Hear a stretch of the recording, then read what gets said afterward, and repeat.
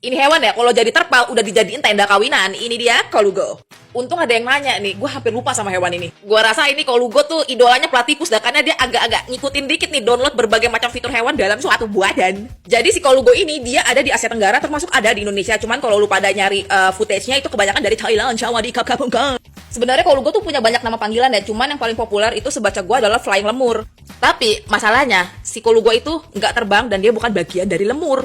Nah, yang bikin gue tambah bingung lagi, si kolugo ini justru dari gennya ya, ini sebaca gue, ada kesamaan antara dengan manusia dan juga monyet.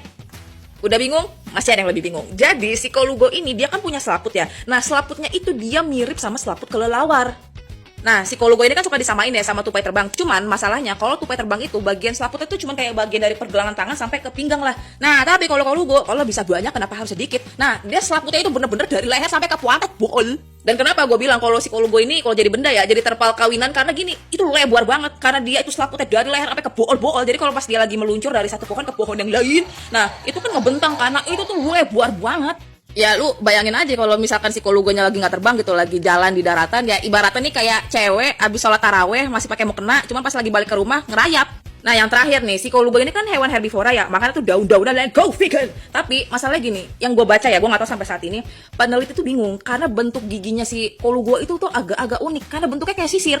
Nih fotonya gue masukin di sini, dan di sini tuh kayak si peneliti juga pada bingung apakah ini buat nyisir bulu-bulunya yang lagi jembet, apa emang buat punya daun, kayak apa fungsinya?